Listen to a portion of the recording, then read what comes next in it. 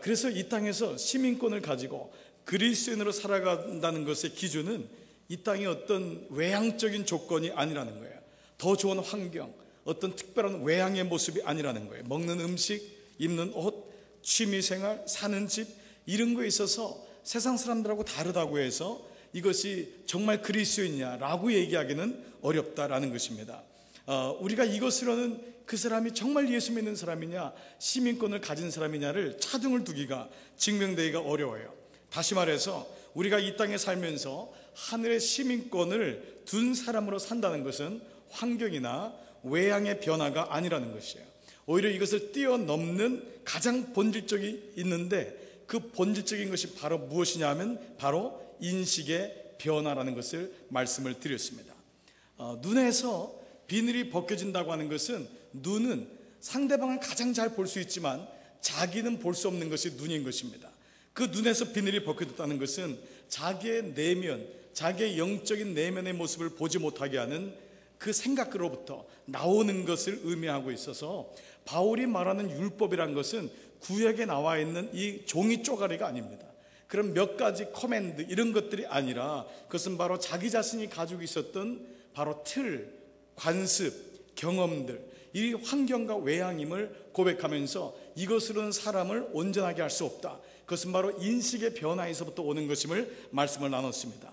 골로새 3장 10절 말씀은 바로 그 말씀입니다. 새 사람을 입었으니 이는 자기를 창조하신 자의 형상을 쫓아 지식에까지 새롭게 하심을 받는 자다.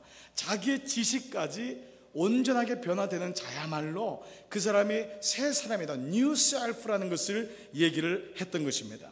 이 땅에 가인의 문화 속이라는 이 땅에 살면서 얼마나 쉽게 길들여지고 중독되었는지를 깨달은 시민권자는 이제 정확히 이런 복음에 대한 인식의 과정을 통과하게 되죠. 세상 사람들은 이런 인식을 할 이유가 없습니다. 그러나 시민권을 가진 사람은 다릅니다. 왜 그렇습니까? 주인이 바뀐 것을 인식하기 때문입니다. 그는 변화의 필요성을 인식하기 때문이에요. 예수를 믿을 때마다 챌린지가 되고, 이렇게 살면 안 되는 것이구나, 또 다른 뉴 라이프가 있다는 것을 깨닫기 때문에 그 깨달음을 통해서 우리는 세상 사람들하고 다른 인식의 과정을 진행하게 되는 것이죠. 또한 한자로 번역된 천국이라고 하는 하늘나라와 하나님 나라의 차이는 무엇이냐? 그것은 성경적으로는 아무 차이가 없다는 것입니다. 그러나 하나님 나라를 천국으로, 이 공간적인 개념, 천당으로 인식한 이 잘못된 인식 때문에 우리는 진정한 하나님 나라의 다스림과 통치하심과 풍요로움을 잃어버리고 있다는 것입니다. 아직도 많은 사람들은 천국을 그저 죽어서 가는 그 곳, 이 장소로 이해하기 때문에 이 땅에서의 하나님의 다스리심은 경험하지 못해요. 즉 천국, 하나님의 나라는 하나님이 지금, 그리고 여기서, 그리고 다스리고 있다고 하는 이 세 가지의 개념이 우리 안에 있을 때, 이것이 동사형과 현재 진행형으로 진행될 때, 이것이 바로 하나님 나라라는 것입니다. 그래서 그 사람이 정말 그리스도인이냐 아니냐는 어떤 무엇 외향적인 것이 아니고, 시민권의 키가 뭐냐, 크루가 뭐냐, 그것은 바로 하나님이 주인 되시고 통치하시고 다스리시는 하나님 나라다라는 것입니다. 이 하나님 나라에 대한 정확한 인식을 통해서 나의 모든 삶에서 내가 지금까지 주인 되어 왔던 기질과 옛 성품, 율법적인 영역들, 나의 습관들, 고집들, 사고들을 내려놓는 것, 변화시키는 것, 이것이 바로 우리에게 하나님 나라가 이루어지는 것인데, 그래서 우리는 술과 담배를 하느냐 안 하느냐로 그 사람을 평가하는 것이 아니고, 하면은 왜 하느냐, 아니면은 왜 안 하느냐를 우리 스스로가 물어볼 수 있는, 그것이 중심이 되는 것입니다. 우리는 그 한 말씀을 하나님의 다스리심, 통치하심에 대한 말씀을 나눴는데, 그것은 바로 고린도후서 10장 5절 말씀. 모든 이론을 파하며 하나님 아는 것을 대적하여 높아진 것을 다 파하고 모든 생각을 사로잡아 그리스도에게 복종케 하니, 바로 이 말씀이야말로 우리의 인식의 세계가 완벽하게 하나님의 나라가 이루어지는 말씀이다. 그래서 우리가 우리의 내면과 외면, 삶의 모든 영역 속에서 하나님 나라가 이루어짐을 선포하고 고백하고 순종할 때, 그때 하나님 나라의 주인이신 성령님께서 그 사람에게 그렇게 살 수 있는 힘을 주신다. 그때 하나님 나라가 이루어진다가 바로 지난주까지 말씀이었던 것입니다. 자, 이 말씀을 왜 제가 반복하냐면 하나님 나라가 이렇게 중요한 것입니다. 하나님 나라의 개념을 모르면 우리는 이 땅에서 누군가 끊임없이 비하시키고 컴페어하고 열등감에 시달리는 인생을 살게 됩니다. 예수를 그렇게 오래 믿었는데도, 예수 30년 교회 나왔는데도 늘 그 인간 때문에, 그 사람 때문에, 그 목사, 그 장로 때문에 늘 어려운 거예요. 늘 누군가하고 컴페어해서 하나님의 축복을 마냥 보이는 외향이나 환경으로 이해하는 모습들이 의외로 많은 것을 고백하게 됩니다. 그렇게 나이가 들었는데도 끊임없는 열등감은 도대체 어디서 오는 것입니까? 하나님 나라에 대한 이해가 우리 삶 속에서 약함을 고백하는 거죠. 그래서 빌립보서 4장은 이같이 하나님 나라의 시민권을 가진 사람이 어떻게 살아가야지에 대한 실제적인 면들을 기록하고 있기 때문에 빌립보서 3장에서 말씀하시는 하나님 나라를 이해한 사람은 4장에서 왜 이 이야기를 했는지가 이해가 되는 것입니다. 오늘은 바로 그 첫 번째 말씀입니다. 당신은 진정 당신의 시민권이 하늘나라에 있는 사람이라면 어떻게 살아야 되는가? 첫 번째는 먼저 주 안에서 서라는 것입니다. 먼저 주 안에 굳게 서라는 것입니다. 그리고 두 번째, 주 안에서 같은 마음을 품으라는 것입니다. 1절 말씀 다 같이 한번 읽겠습니다. 시작. 그러므로 사랑하고 사모하는 나의 형제자매 여러분, 나의 기쁨이요 나의 면류관인 사랑하는 여러분, 이와 같이 주님 안에서 굳건히 서 계십시오. 오늘 이 말씀에도 보십시오. Therefore my brothers, you whom I love and long for my joy and crown. 계속해서 지금 열거되는 단어를 보면서 우리는 하나님의 사람인 바울이 가지고 있는 인간관에 대한 참 놀라움을 금할 수가 없습니다. 왜냐하면 빌립보 교회는 바울에게 그렇게 좋은 교회는 아니었어요. 사실이요. 가장 고상한 기쁨을 얘기해야만 하는 저질스러운 세상적인 기쁨으로 뒤바뀌었던 아픔에 있는 교회였어요. 처음에는 사랑을 얘기한다고 했지만 빌립보 교회는 나중에는 바울을 찾아가지 않았던 교회였습니다. 그럼에도 불구하고 바울이 가졌던 사람을 향한 마음을 보세요. 그 마음이 뭐지요? 사랑, 사모, 기쁨, 면류관. 우리는 이 말씀을 통해서 진정한 하나님의 사람이 갖는 사랑관에 대해서 배우게 됩니다. 그렇구나. 우리는 사람에 대해서 너무 금방 실증을 냅니다. 금방 사람에 대해서 벽을 쌓습니다. 편을 가르고 이것이 너무 익숙해요. 내 사람과 내 사람이 아닌 것에 대해서 우리는 구별하는 것을 인조해야 할 때조차도 있습니다. 그런데 바울의 인간관, 사람에 대한 사랑과는 동일한 것을 보게 됩니다. 그런데 이런 빌립보 교회에 문제가 생겼습니다. 2절 말씀입니다. 같이 한번 읽습니다. 시작. 나는 유오디아에게 권면하고 순두에게도 권면. 여러분 같이 읽겠습니다. 같이요. 네, 시작. 나는 유오디아에게 권면하고 순두에게도 권면합니다. 주님 안에서 같은 마음을 품으십시오. 공동번역 보십시오. 유오디아와 신디케 두 분에게 나는 간청합니다. 주님을 믿는 사람으로서 한 마음이 되십시오. 주님을 믿는다면 한 마음이 되십시오. 이건 믿지 않는 사람에게 얘기한 게 아니에요. 주님을 믿는 사람이라, 너가 시민권자라면 한 마음이 되십시오. 빌립보 교회는 무슨 문제가 생겼죠? 이 유오디아라는 유시성을 가진 아줌마하고 순두개라는 순시성을 가진 아줌마, 이 두 아줌마끼리 갈등이 생긴 겁니다. 이 두 아줌마는 굉장히 파워가 셌던 여자들이었던 것 같습니다. 왜냐하면 이 두 여자는 거의 초창기 멤버였어요. 유오디아라는 이름의 뜻은 향수입니다. 퍼퓸, 아주 좋은 냄새를 풍기는 향수였습니다. 그리고 순두개는 럭라고 하는 행운이라는 뜻을 가진 이름이었습니다. 그동안 바울을 도와서 이 빌립보 교회를 세우고 여러 사역을 하는데 굉장한 도움을 줬던 여자들이었습니다. 그런데 어찌됐든 간에 이 두 사람 사이에 갈등이 생겼습니다. 그로 인하여서 향수는 역겨운 냄새가 났고, 그리고 행운은 아픔으로 바꿔버렸습니다. 이게 지금 빌립보 교회 안에 일어난 것입니다. 그래서 바울은요, 이 두 사람에게 권면하면서 두 사람의 주 안에서 같은 마음을 품으라고 얘기하고, 이 문제가 두 사람만의 문제가 아니고 교회 공동체 전체의 문제가 되기 때문에 3절에서 이렇게 얘기합니다. 3절 다 같이요. 시작. 그렇습니다. 나의 진정한 동지여, 그대에게도 부탁합니다. 이 여인들을 도와주십시오. 이 여인들은 클레멘트와 그 밖에 나의 동역자들과 더불어 복음을 전하는 일에 나와 함께 애쓴 사람들입니다. 그들의 이름은 생명책에 기록되어 있습니다. 오죽하면은 바울이 보는 건 이 두 사람보다 더 중요한 건 뭐냐 하면 교회 공동체였어요. 그래서 공동체에 있는 지체들에게 이 두 사람, 이 두 여자들을 도와주십시오. 그건 뭐죠? 기도해 주십시오. 이 두 사람이 하나가 될 수 있도록 공동체를 건강하게 일구어 주십시오 라고 얘기합니다. 그런데 이 말씀을 보면은요, 누가 잘했는지 못했는지를 바울이 얘기하지 않고 있다는 거예요. 그리고 실제로요, 여러분 성경의 주석을 살펴봐도 이 유오디아나 순두개의 잘못이 무엇인지를 얘기하고 있지 않아요. 알 수가 없는 거예요. 그런데 문제는 뭐예요? 갈등이 일어났다는 거예요. 그리고 또 하나는 뭐냐면 바울은 두 여자 중에 어느 편도 들고 있지 않다는 거예요. 여러분, 이것은 바울을 잘 아는 우리에게는 조금은 생소합니다. 의외예요. 왜냐하면 바울은 정확한 사람입니다. 바울은 스스로의 바울의 이 스토리를 보면 저울 같은 인생을 살았던 사람이에요.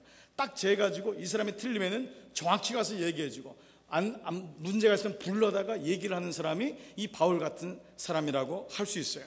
사도행전에 보면 바울은 좋으면 좋고 아니면 아닌 거예요.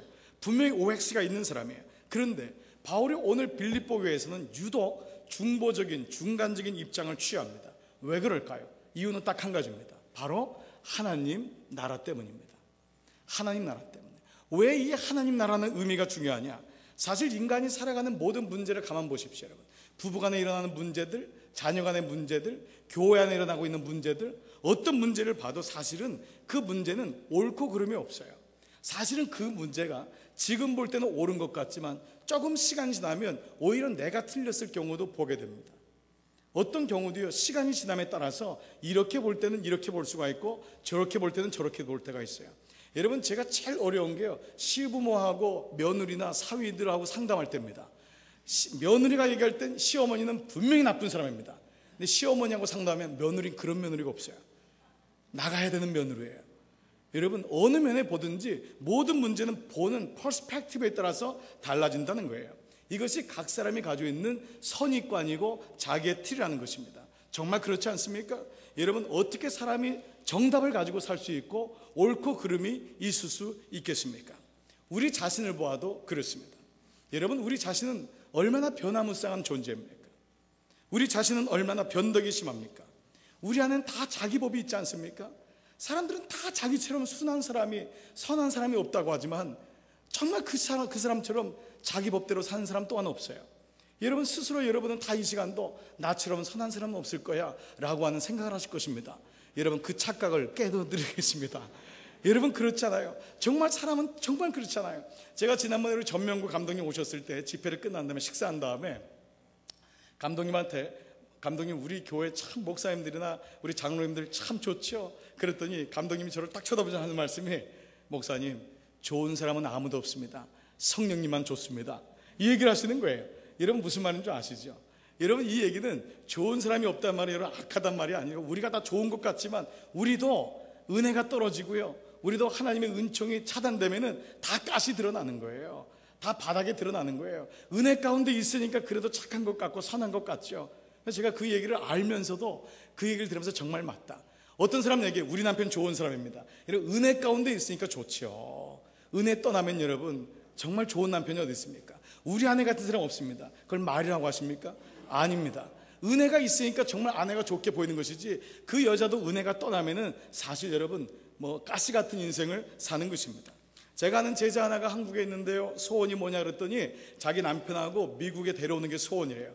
왜 그러냐 했더니 이 남편은 365일 동안 집에 12시는 들어온 시간이 없습니다. 오늘은 친구랑 술 마시고 내일은 동료랑 술 마시고 365일 내내 장례식이 있다는 거예요. 매일마다 가서 장례, 친구 장례식, 여기 장례식. 그러니까 술에 쪄들어 살죠. 매일마다 나가 살죠. 애들한테 모범이 안 되죠. 늘 부부싸움 하는 거예요. 오늘은 어느 집 가서 놀았냐. 매일마다 거짓말하게 되고. 그러다 보니까 미국에 오면은 아빠들이 할 일이 없으니까 가정적이 되겠다. 그래서 이 사람 소원에는요, 아빠를 데리고 미국에 오면은 아빠 인생이 바뀔 거다라고 얘기를 하더군요. 그래서 제가 그래서 와 봐라 그랬죠. 와 봐라. 물론 미국의 삶이 제한적인 건 있어서 우리가 많이 바뀌어요. 정말 아빠들이 한국의 삶을 똑같이 살 수 없잖아요. 여러분, 우리 폴 로드데일 지역, 이 마이애미, 우리 팜비치, 보칼라톤, 이 지역에 좋은 게 하나가 있어요. 정말 여러 가지가 있지만 그건 뭡니까? 술집이 없다는 거예요. 요정이 없다는 거예요. 여자분들은 왜 별로 안 좋아하세요? 여러분, 한국 사람들이 간 도시마다 요정이 없고 술집이 없는 도시가 없어요. 그거 아세요? 지금 다 문제가 되잖아요. 지금 도시마다 지금 마사지 하는 데가 다 한국 사람 아닙니까? 이거 왜 이런지 모르겠어요. 왜 이렇게 막 이상하게 퇴폐로 하고 막 매춘 1위가 돼가지고 너무 창피한 거 아닙니까? 왜 그렇습니까? 여기는 아빠들은 아니지만 다 이게 수요자가 필요한 거 아니에요? 다 필요하다고 하니까 다 공급되고. 예? 빨리 지나가겠습니다. 이런 부분들이 우리 안에 있는 거예요. 그리고 오죽하면 그분이 그런 얘기를 하겠어요. 그러니까 그냥 잊지를 못하는 거예요. 가만 보세요. 정답이 있어요. 내 마음 나도 몰라. 이게 사실 정답인 것입니다. 우리 안에 하나님 나라가 이루어진다는 건 그래서 정말 놀라운 고백이 아닐 수 없는 것입니다. 여러분 가정도 보세요. 부부로 같이 사는 게 이게 만만합니까? 정말 여러분 썸타임즈 보시면 기적 아닙니까? 정말 놀라워요. 어떻게 완전히 다른 사람이랑 만나가지고 10년, 20년, 30년, 40년, 50년을 사냔 말이에요. 이게 말이 쉽지 정말 어려운 것입니다, 여러분. 그래서 바울은요, 그가 물론 주님의 종말론을 가지고 얘기했지만 오죽하면은 웬만하면 혼자 살라 그랬겠어요. 그 말씀을 좀 결혼하기 전에 봤어야 되는데 결혼한 다음에 그 말씀을 봐서 우리가 다 이렇게까지 왔지만은 오죽하면 그래서 정말 욕정을 정말 그거를 정욕을 못 참으면 결혼해라. 그렇지 않으면 웬만하면 혼자 살아라. 이렇게까지 얘기했겠어요. 그만큼 부부라는 것이 하나가 되고 한 마음 되어서 주님을 섬기고 하나님 나라가 이루어지는 게 어렵다는 거예요. 정말 그렇지 않습니까, 여러분? 여기다 부부들이 있지만요, 정말 여러분 가정 속에 하나님 나라가 날마다 이루어집니까? 그렇지 않아요. 우린 정말 결혼한 지 10년, 20년, 30년이 넘었는데도 우리의 정답은 뭐예요? 네 마음 아직도 몰라. 이거예요. 도대체 모르는 거예요. 알 수가 없는 거예요. 그러니 부부 가운데, 가정 가운데 하나님 나라가 이루어지는 것도 이게 보통 문제가 아닌 거죠. 하물며 교회는 어떻겠습니까? 교회는 정말 다른 사람들이 모이는 거 아니에요. 교회는 여러분 우리가 여기 앉아있다는 것 자체는 뭐냐면 우리가 죄인이라는 거예요. 그 말은 병들었단 말입니다. 우리가 주님을 필요로 한다는 건 뭐예요? 나는 병들고 약하다는 것 아닙니까? 여기 아무 문제도 없는데 여기 앉아있을 이유가 없지 않습니까? 나는 약하고 나는 부족하기 때문에 주님이 내 인생에 필요하다고 하는 것이 교회 아닙니까? 아멘. 그렇잖아요. 그러면 환자들이 있는 흔한 말로 병원과 교회를 비교한단 말이에요. 병원도 환자가 있고 교회도 환자가 있단 말이에요. 그냥 병원은요 환자가 일하지 않습니다. 병원은 의사하고 간호사가 일해요. 근데 교회는 누가 일합니까? 다 환자가 일하는 거예요. 환자가 다 칼 들고 다니는 거예요 지금. 그 여기도 한번 쑤셔보고 여기도 쑤셔보고 잘라보고 내가 꿰매볼게 하다 잘못 꿰매고 뭐 이런 일들이 계속 있는 거예요. 이게 교회니까 교회 안에 문제가 없는 것은 말이 안 되는 것입니다. 교회는 정답은 뭐예요? 우리 마음 피차간에 몰라. 이게 교회예요. 사실 이게 우리 모습인 것입니다. 그래서 교회 안에 하나님의 나라가 임한다는 건 정말 중요하고도 소중한 문제죠. 그래서 오늘 바울은요 누가 옳으냐 그르냐의 차원이 아니고 양쪽 다 하나님의 나라를 인식하면서 스스로 돌아보기를 원하고 있어요. 그래서 먼저 중요한 게 뭐냐, 자기 생각이 옳고 그름에서 나오는 것이야말로 가장 중요한 것입니다. 이것이 믿음이 들어간 사람의 첫 번째 maturity, 성숙함입니다. 자기 생각이 옳고 그러면서 나와야 됩니다. 여러분 왜 가정에서 아픔이 있습니까? 아무것도 아닌데 왜 부부싸움 합니까? 끝까지 자기 생각이 옳은 것입니다. 여러분 아이들하고 부모들도 보십시오. 여러분 부모들 입장에서 부모 생각이 옳다고 하지만요 어쩔 때는 아이들 생각이 옳은 적도 있는 것 아십니까? 우리가 얼마나 우리의 감정으로 아이들을 여러분 학대하고 때린 적이 있는 줄 아십니까? 저는 정말 제가 어렸을 때 아이를 기르면서 제일 회개하는 게 뭐냐면 내 감정 상태에 따라서 아이의 양육이 달라진다는 거였어요. 그때 깨달았어요. 나는 진짜 아버지가 아니구나. 내 감정에 따라서 아이를 좋아하고 매질하는 것이지 내가 정말 아이에게 동일한 마음을 할 수 없다는 것이었어요. 스스로 자기의 생각에서 나와서 큰 그림을 보면서 그래야지만 늘 거기 묶여있는 자기로부터 해방될 수 있다는 것입니다. 왜냐하면 이 사람들은 다 생명책에 기록된 사람들이기 때문에, 하나님의 사람들이기 때문에, 이 사람들이 하나님의 사람이 아니면 몰라요. 이 사람들이 하나님의 사람들이기 때문에 이제는 이 사람들의 출애굽이 바로 공동체로 변하여서 이제 하나님 나라가 되는 거죠. 우리는 이걸 그렇게 해서 바로 출애굽이라고 하지 않습니까? 신앙이란 어찌 보면 끊임없는 출애굽입니다. 그렇죠. 영적 출애굽이에요. 홍해를 건너야지만 출애굽하는 것 아닙니다. 모든 사람은 자기에게 에집트가 있는 것 아닙니까? 자기의 생각과 동굴. 결국 자기 생각에 관철되지 않고 그 사람하고 마음이 맞지 않는 우리 딱 문을 닫잖아요. 이게 오늘날 우리 삶에 얼마나 많이 일어나고 있습니까? 그러므로 이런 출애굽의 사건이 날마다 일어나기를 사도 바울은 빌립보 교회에 원하셨던 것이죠. 그런데 오늘 말씀은요, 주 안에서 서라, 그리고 주 안에서 같은 마음을 품으라, 두 가지입니다. 근데 이 두 가지는요, 마치 순서적인 개념처럼 다가오고 있는 걸 보게 됩니다. 예수님께서 말씀하신 말씀 중에요, 하나님 나라에 대한, 그 하나님 나라가 구체적으로 뭔지에 대한 기준을 가르쳐준 말씀이 있습니다. 우리는 이것을 가르쳐서 the golden rule, 황금률이라고 하는데, 그것이 누가복음 10장 27절 말씀입니다. 다 같이 한번 읽겠습니다. 시작. 내 마음을 다하며 목숨을 다하며 힘을 다하며 뜻을 다하며 주 너의 하나님을 사랑하고 또한 내 이웃을 내 몸처럼 같이 사랑하라. 두 가지예요. 한 가지 뭡니까? 하나님 사랑. 또 한 가지는 뭡니까? 이웃 사랑. 이것이 하나님 나라의 구체적인 기준이 되는 항목이 되는 거예요. 여러분, 이 말씀을 이해하면 좀 더 이 말씀이 쉽습니다. 자, 주 안에 섰냐? 그 다음에 뭡니까? 피차 한 마음을 품으라는 것입니다. 한 마음을 품지 못하느냐? 주 안에 서지 못한 것이다. 다시 주께로 돌아가는 것입니다. 내 하나님을 사랑하라. 그러면 그 다음에 무엇이에요? 이웃을 사랑하게 된다는 거예요. 그러면 다른 말로 하면 이웃을 사랑하지 못하느냐? 그러면 다시 하나님을 사랑하라는 것입니다. 이것이 연결되어 있는 고리처럼 이해가 되는 것입니다. 즉 주님 안에서의 관계는 다른 사람에게로 흘러가게 되어 있는 거예요. 우린 이것을 가르쳐서 관계의 영성 혹은 사귐의 영성이라고 하는 것입니다. 여러분, 영성을 어떻게 이해하십니까? 그 사람이 방언을 하면 영성이 있는 것입니까? 성경을 많이 혼자 읽으면 영성하는 것입니까? 성경을 잘 가르치면 영성이 있는 것입니까? 새벽 기도를 한 번도 빠지지 않으면 영성이 있는 것입니까? 두세 시간 기도하면 영성이 있는 것입니까? 그 주변에 그 사람의 진짜 영성은 뭐냐 하면 바로 관계의 영성까지 가야지만이 그 사람의 진짜 하나님 나라가 있느냐 없느냐를 보는 것입니다.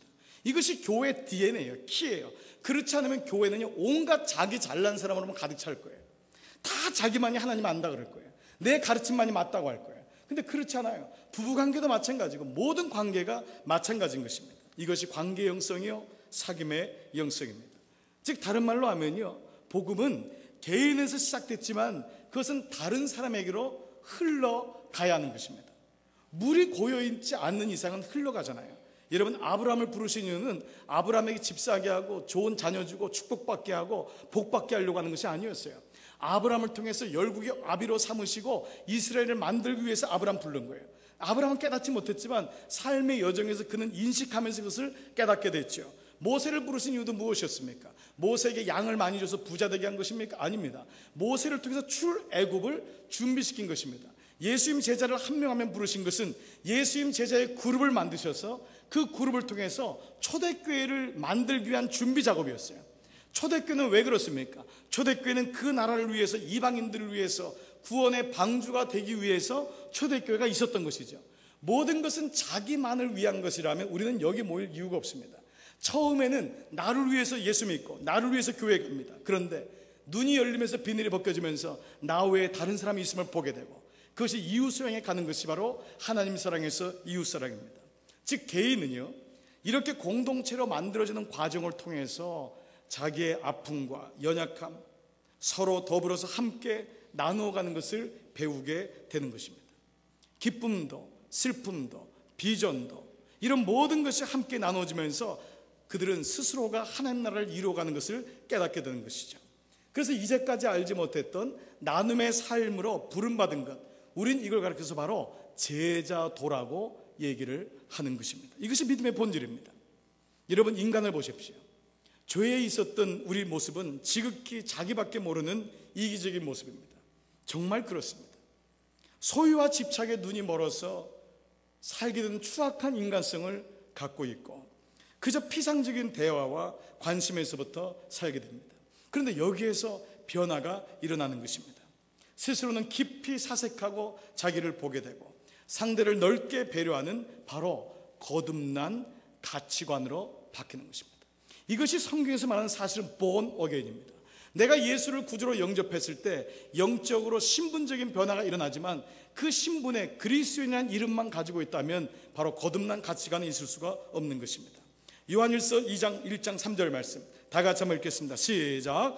우리가 보고 들은 바를 너희에게도 전함은 너희로 우리와 사귐이 있게 하려 함이니 우리의 사귐은 아버지와 그 아들 예수 그리스도와 함께 함이라. 내가 복음을 너희에게 전하는 이유는 너희에게 뭐가 있게 하기 위함이라고요? 사귐이 있게 하기 위함이다라는 거예요.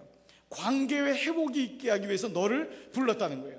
내가 너를 부른 것은 너에게 복을 주기 위함이 아니고 너를 통하여 그 구별됨과 그로 인한 영향력으로 인하여서 사귐이 있게 하기 위함이라는 것을 말씀하고 있습니다. 그런데 오늘 이 말씀을 통해서 우리는 좀 가슴이 저리고 아픕니다. 왜냐하면 오늘날 한국교회 모든 열매는 깨어짐이고 그 안에 들어가면 갈등이고 분열이에요. 목사와 목사가 싸우고 목사와 장로가 싸우고 장로와 장로끼리 싸우고 집사와 집사끼리 싸우고 늘 깨어짐에 조바심 나고 있는 교회의 모습이 오늘날 우리의 모습인 거예요. 그래 이미 예수님 말씀은 정확하게 말씀하신 거예요. 가정도 그렇지 않습니까? 언제 깨질지 모르는 가정, 불안한 가정, 애들은 부모님의 행태를 보면서 어디까지 가야 되는 거냔 말이에요. 이런 아픔이 있는 것에서 복음의 본질이 뭐냐? 사귐이라는 거예요. 사귐. 이 사귐이 여러분이 예수 믿는 열매라는 것입니다. 그 사람에게 사귐이 없으면 그 사람은 지금 예수를 믿지만 그냥 거기 머물러 있는 것입니다. 사귐이 있다는 건 무엇입니까? 가장 가까운 사람으로부터 펠로우십, 인터머시가 생기는 것입니다. 이것이 우리에게 거룩한 부담이 되고 숙제가 되고 기도가 되는 것입니다. 복을 받지 못한 것 때문에 기도를 하는 것이 아니고 왜 나는 저 사람하고 갈등할 수밖에 없는지를 놓고 기도하는 것입니다. 왜 이것이 반복되냔 말이에요. 이 교회에서 했다가 저 교회에서 하고 저 교회에서 했다가 이 교회에서 하고. 왜 그렇습니까 여러분? 그건 그 사람 다른 사람의 문제가 아니라 바로 나 자신에게 사귐의 영성이 안 생기는 거예요. 자꾸 갈등하는 거예요. 그래서 오늘 아침에도 2부 때도 1부 때도 어떤 분들은 그분 또 안 나와. 왜 안 나왔어요? 그 집사님 때문에 안 나온대. 무슨 얘기 들어서 안 나온대요. 목사님 설교 때 그 얘기에서 안 나온대요. 이 얘기를 계속 반복하는 거예요. 이것이 오늘 우리의 아픔 아니에요? 부부싸움도 한두 번만 멈춰야 되지 않아요? 계속 하면서 또 싸우고 또 싸우고 또 싸우고 애들하고 갈등도 또 싸우고 또 싸우고 또 싸우고. 이것이 우리의 모습인 것을 빌립보 교회를 향해서 바울은 얘기하면서 너희에게 사귐이 없다. 목회를 하면서 제일 어려운 게 전 이거 같아요. 설교가 아니에요. 설교도 정말 어려운 부분이지만 정말 어려운 거냐, 나하고 다른 사람과 함께 가고 그 사람을 품고 어디까지 가야 되느냐, 이 부분은 날마다 고통스러워요. 가정생활하면서 제일 어려운 건 서로 다른 아내와 남편이 어떻게 하나가 돼서 갈 수 있느냐, 정말 집안에 어떻게 하나님 나라가 임할 수 있느냐. 내 배로 낳았지만 내 자식하고 매일마다 갈등하고 싸우고 불안하고 이게 언제까지 가냔 말이에요. 이 부분의 핵심이 바로 사귐이라는 것입니다. 지금 사도 바울은요, 빌립보 교회를 향해서 유오디게와 순두계를 통해서 하고 싶었던 말씀이 바로 이 말씀이었어요. 바울은 빌립보 교인들이 자기의 입장에 옳고 그름을 떠나서 상대방과 공동체의 소중함에 대해서 눈을 뜨기를 원했던 거예요. 바로 이것이 하나님 나라이기 때문에. 그리고 그것을 성도들에게 얘기하면서 문제가 있지만 옳고 그름을 얘기하지 말고 이제는 더 이상 노이즈 가지고 하지 말고 믿음으로 함께 격려하며 가라는 거예요. 나가라는 거예요. 하나님의 은혜로 나가라는 거예요. 그리고 실제로 처음 초대교회는 이러한 하나님의 나라의 모습을 통해서 세상은 놀라기 시작했습니다. 사도행전 2장 42절 보면은요, 그들은 사도들의 가르침에 몰두하며 처음 생긴 게 뭐죠? 서로 사귀는 일과, 이게 생긴 거예요. 그 다음에 빵을 떼는 일과 기도에 힘쓴 거예요. 모든 사람에게 두려운 마음이 생겼습니다. 예수 안 믿는 사람에게 이 모습 보면서 두려운 마음이 생긴 거예요. 왜요? 세상 사람들은 이게 일반적이에요. 여러분, 세상 사람들 골프치면서 난 무슨 얘기할지 모르고 술 먹으면서 무슨 얘기할지 모르지만 대부분 누가 어땠고 어느 교회가 갈라졌고 어떤 뭐 목사가 뭐 어땠고 이 얘기하는 거 아닙니까? 좁은 이민생활에서 할 얘기가 뭐가 있습니까?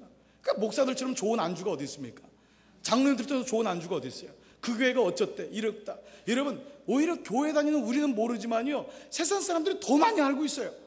교회 안 다니는 사람이 그 주간에 목사가 무슨 설교했는지 더 잘 알고 있어요. 이게 말이 됩니까?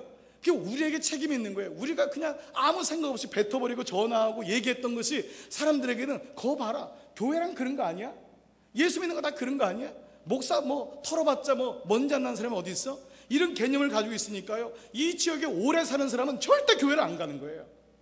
이주한 사람들은 교회를 오고 찾아간단 말이에요. 여기 20년 30년 있는 사람은 그리스도의 모습을 보면서 절대 안 가요. 너 같은 게 권사면, 너 같은 게 집사면 내가 교회 가겠냐? 내가 뭐 하려고 헌금 내고 교회 가서 그런 소리 들으면서 매일마다 깨지는 소리 듣고 아파하는 소리 듣겠냐? 이게 지금 사도 바울의 아픔 아닙니까?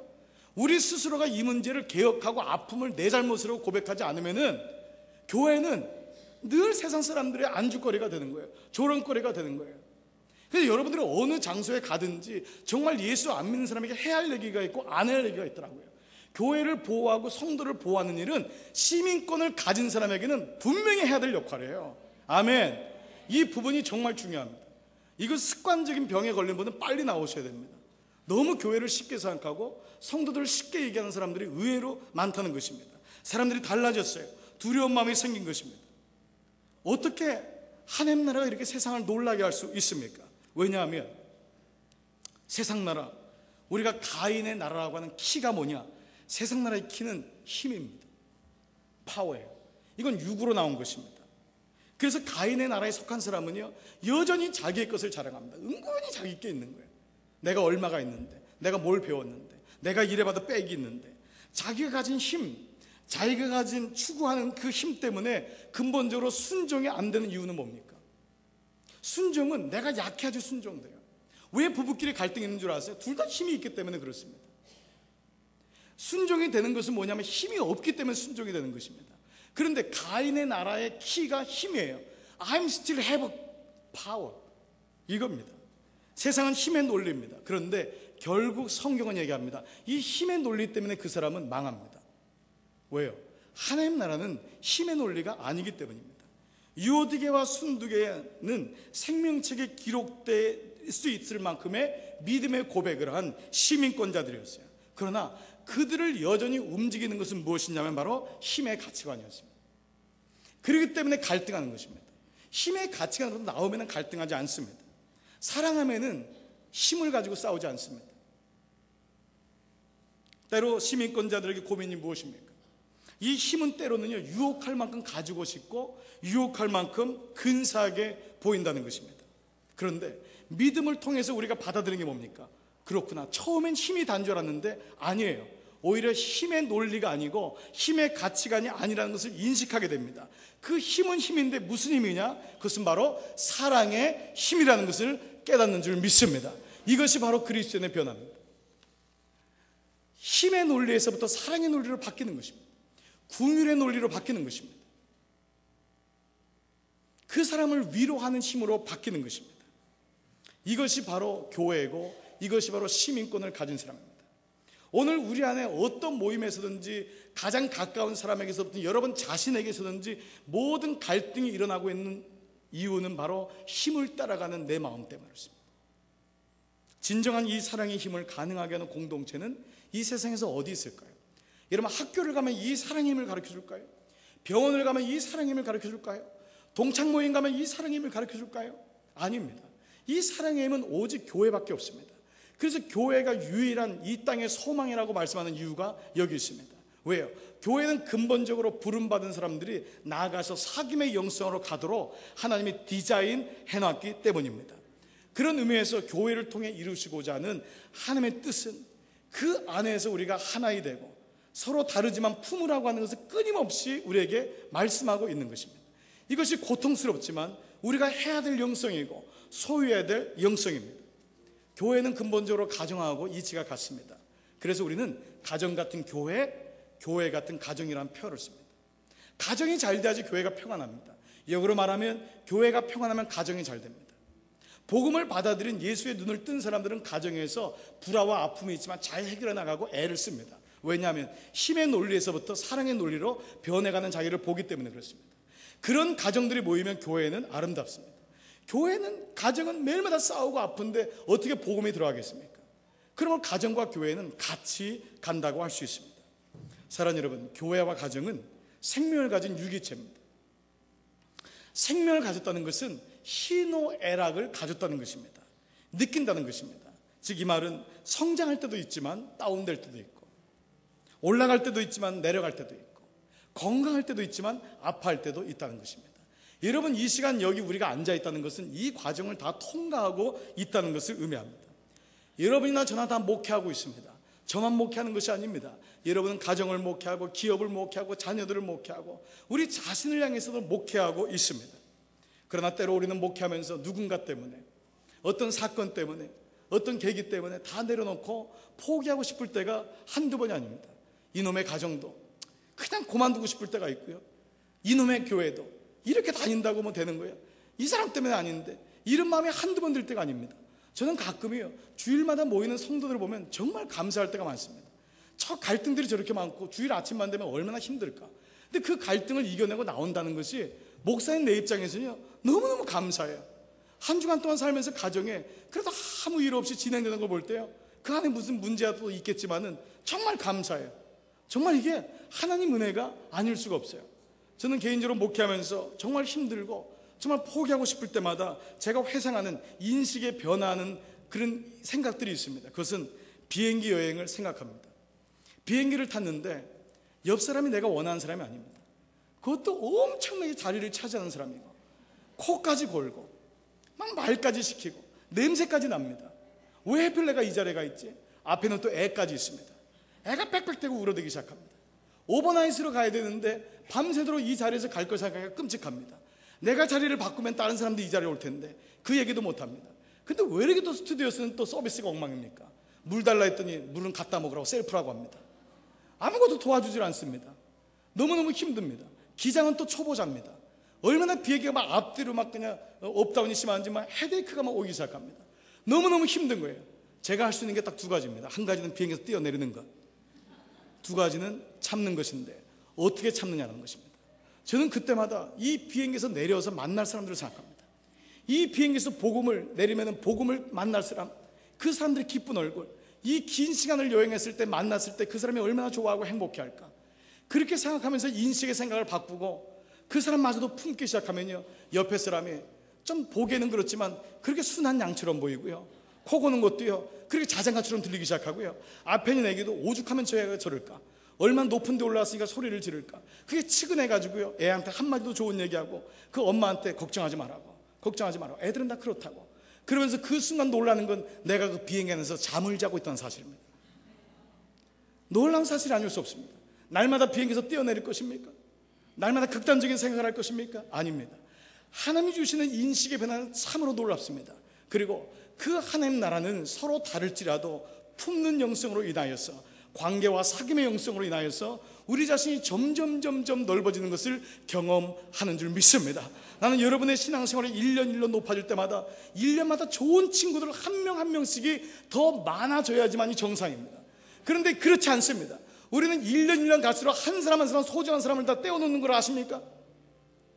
신앙생활하면서 한 명씩 없어지는 거예요. 이게 우리의 문제 아닙니까? 오늘 이 문제를 잘 내 문제로 받아들이면서 하나님, 나의 입술과 생각과 내 중심적인 생각을 주 앞에 내려놓습니다. 그리고 나의 틀, 나의 가치, 나의 생각, 나의 옳고 그름을 따지는 것이 아니고 주님의 나라가 내 안에 임하여 먼저 주 안에 굳게 서고 다른 사람과 같은 마음을 품으라고 하는 이 말씀이 내 말씀, 내 가정, 우리 교회에게 주시는 말씀입니다. 이 말씀이 저 자신에게 주는 말씀인 줄 믿습니다. 주 안에 서서 한 마음으로 사십시오. 그리고 그렇게 생활해 보십시오. 놀라운 기쁨이 여러분 가운데 충만하게 되고, 바로 이것이 하나님 나라를 이루는 그리스도인임을 우리는 기억해 될 줄 믿습니다. 기도하시겠습니다.